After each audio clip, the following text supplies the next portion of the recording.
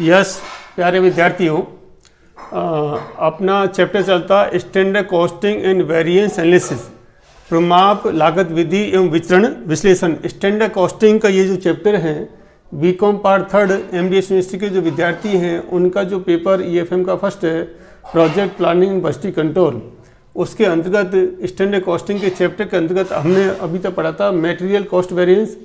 Material cost variance के अंतर्गत विभिन्न जो विचरण थे, जैसे मटेरियल प्राइस वेरिएंस है, मटेरियल यूजेज वेरिएंस है, मटेरियल मिक्स वेरिएंस है, मटेरियल सब यूजेज वेरिएंस है। ये कुछ मटेरियल से संबंधित जितने भी वेरिएंसेज हैं वो पढ़े थे हमने, और ये देखा था कि किसी वस्तु के निर्माण में जो सामग्री काम में ली जाती है उसकी जो स्टैंडर्ड सामग्री है और जो एक्चुअल सामग्री वास्तव में जो काम में ली जाती है उसके बीच का जो अंतर होता है, उससे हम मटेरियल वेरिएंसेज हम ज्ञात करते हैं। सामग्री लागत जो विश्लेषण है वो उसमें किए जाते थे। अब आज अध्ययन करेंगे हम लेबर कॉस्ट वेरिएंस, श्रम लागत विचरण। यानी कि जो लेबर वेरिएंसेज हैं उसमें पहला प्रकार है लेबर कॉस्ट वेरिएंस, श्रम लागत विचरण। इसको हम प्रत्यक्ष मजदूरी विचरण भी कहते हैं, क्योंकि हम इसमें प्रमाप प्रत्यक्ष मजदूरी तथा चुकाई गई वास्तविक मजदूरी का जो अंतर है वो हम ज्ञात करते हैं कि हम ये स्टैंडर्ड फिक्स करते हैं कि किसी वस्तु के निर्माण की में मजदूरी कितनी लगेगी, और स्टैंडर्ड जो टाइम है और उसकी जो स्टैंडर्ड रेट है उसके हिसाब से वास्तव में जब वस्तु का हम निर्माण करते हैं तो स्टैंडर्ड टाइम के अलावा जो एक्चुअल टाइम कितना उसमें लगे हैं और एक्चुअल रेट क्या हमने चुकाई है मजदूरी की, तो उससे हम लेबर कॉस्ट याद करते हैं। और इसमें यदि कोई विचरण आता है तो वो कहलाएगा लेबर कॉस्ट वेरिएंस।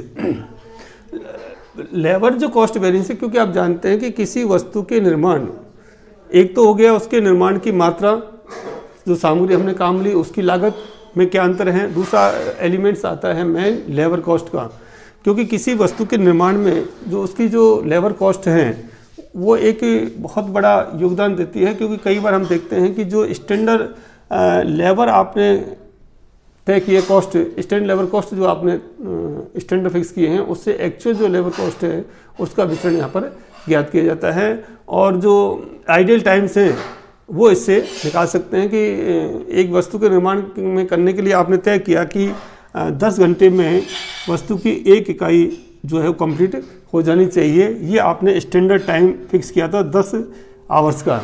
लेकिन मान लीजिए एक्चुअल जो आवर्स हैं आपके, एक्चुअल जो टाइम है वो मान लीजिए 12 घंटे में वो वस्तु तैयार होती है। तो इसका मतलब क्या हो गया कि आपकी जो स्टैंडर्ड टाइम था, प्रमाप जो समय था, उससे आपका वास्तविक समय ज़्यादा लगा है। तो ये क्या कहलाएगा, आपका प्रतिकूल हो जाएगा, ये कहलाएगी आपकी एडवर्स। यानी कि जो स्टैंडर्ड टाइम है, स्टैंडर्ड टाइम को यदि हम उसकी रेट से गुना करेंगे तो ये जाएगी standard labour cost if less than actual labour cost. तो क्या होगा, ये अनफेवर यानी कि प्रतिकूल है। और यदि ये स्थिति है standard labour cost is greater than actual labour cost, तो ये हो जाएगी आपकी अनुकूल। इसको एफ से डिनोट करते फेवरेबल हो जाएगी। तो स्टैंडर्ड जो आपने फिक्स किए वो यदि ज़्यादा हैं, उससे कम यदि एक्चुअल लेबर कॉस्ट आपकी आती है, इसका मतलब आपका लेबर जो वेरिएंस है वो आपके फेवर में है, आपके अनुकूल हैं। अब इसका एक फॉर्मूला है कि लेबर कॉस्ट वेरिएंस हम कैसे ज्ञात करें।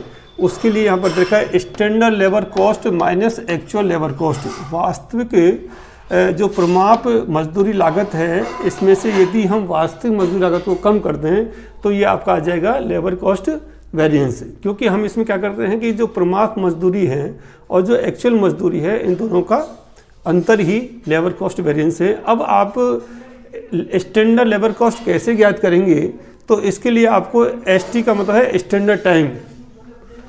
स्टैंडर्ड टाइम किसी एसटी का मतलब क्या होगा, स्टैंडर्ड टाइम। मैंने यहाँ लिख रखा है इस साइड में। तो एसटी का मतलब है स्टैंडर्ड टाइम फॉर प्रोडक्शन यानी कि उस इकाई के उत्पादन करने के लिए स्टैंडर्ड टाइम क्या है, ये आवर्स में हो सकता है, डेज में हो सकता है, जैसा भी क्वेश्चन में दे रखी हो। और S R, S T into S R, S R का मतलब है स्टैंडर्ड रेट, वेजेज रेट, यानी कि मजदूर की प्रमाप दर क्या है। तो प्रमाप के जो घंटे हैं उसका जो समय है इंटू यदि मजदूरी जो प्रमाप की है उसको गुना कर देंगे तो क्या आ जाएगी आपकी स्टैंडर्ड लेबर कॉस्ट। अब आता है माइनस 80, 80 का मतलब क्या है, एक्चुअल आवर्स या एक्चुअल टाइम, एक्चुअल टाइम कितना है into actual wages rate.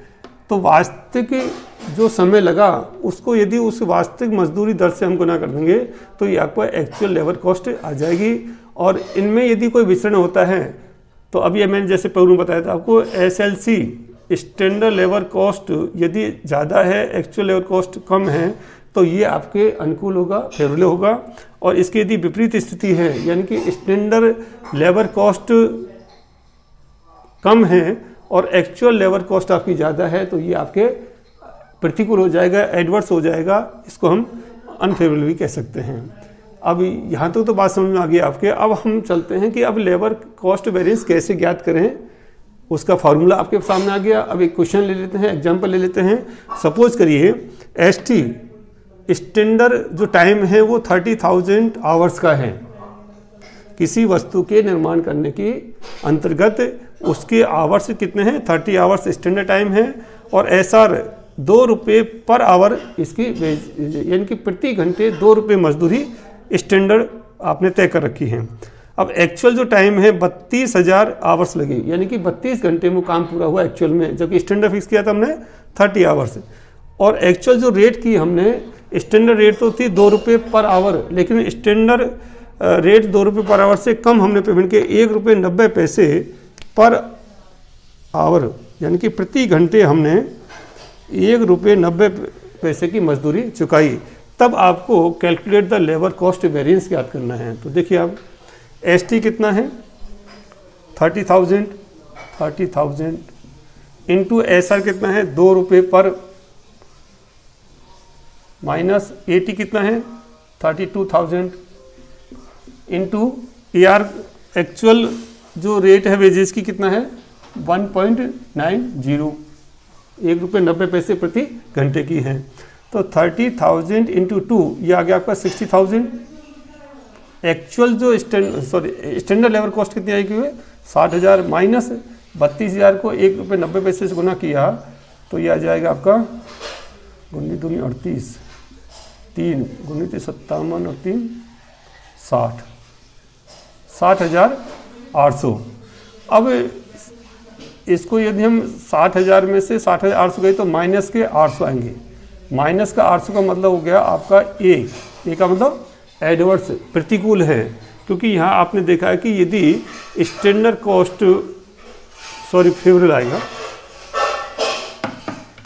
Standard cost यदि कम है और एक्चुअल लेबर कॉस्ट ज़्यादा है तो सेकंड वाली जो पोजीशन थी ये प्रतिकूल की ये आ गई। माइनस में जब आएंगे तो ये एडवर्स, यहाँ माइनस नहीं लिखेंगे अपन, आंसर क्या लिखेंगे 800 रुपये जो है वो ए का मतलब एडवर्स है, प्रतिकूल, लेबर कॉस्ट वेरिएंस का प्रतिकूल रहा है। क्लियर? तो इस प्रकार से आप लेबर कॉस्ट वेरिएंस इसमें ज्ञात कर सकते हैं। और भी कोई एग्जांपल ले सकते हैं। सपोज करिए 500 घंटे स्टैंडर्ड जो टाइम है वो आपका 500 आवर्स का है और जो स्टैंडर्ड रेट है वो सपोज करिए 1 रुपीज़ पर आवर है और जो एक्चुअल टाइम लगा वो मान लीजिए आपका 600 आवर्स लगे हैं किसी काम को पूरा करने के लिए। और जो एक्चुअल जो रेट है वो मान लीजिए 80 पैसा है, या इसको ज़्यादा कर लेते हैं इस बार 1.10 मतलब 1 रुपये 10 पैसे पर आवर से है, तो आपको लेबर कॉस्ट वेरिएंस याद करना है। तो सीधी सी बात है कि एस टी कितना है 500 into 1 rupees minus 680 actual time into 1.10, तो 500 को इससे गुना किया तो कितना आ गया 500 माइनस 6 को इससे मल्टीप्लाई किया तो कितना आ गया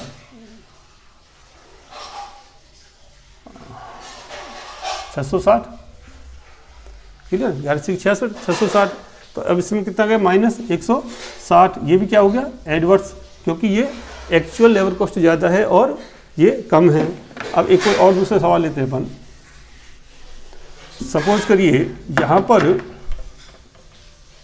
0.80 पर आवर, यानी कि स्टैंडर्ड टाइम है 500 आवर्स के हैं, स्टैंडर्ड रेट वेजेस की 1 रुपये पर आवर की है, और एक्चुअल जो टाइम है 600 आवर्स लगा, लेकिन एक्चुअल रेट जो दी हमने वो 0.80 यानी कि 80 पैसे प्रति घंटे के हिसाब से हमने मजदूर का भुगतान किया है। तो अब देखिए ST 500 into SR1 minus actual time 600 into 0.80, तो ये आ गया 500 माइनस 848 480, इसका मतलब 20, ये प्लस में है, फेवरेबल है, ये हो गया अनुकूल 20।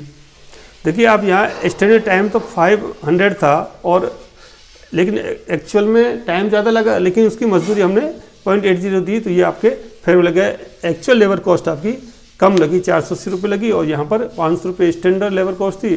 तो चूँकि स्टैंडर्ड लेबर कॉस्ट ज़्यादा है और एक्चुअल लेबर कॉस्ट कम है, तो ये आपके क्या होगा फेवरेबल होगा, अनुकूल होगा। इसको हमने एफ से डिनोट किया। थैंक यू, धन्यवाद। यानी कि अनुकूल भी हो सकता है और प्रतिकूल भी हो सकता है। धन्यवाद।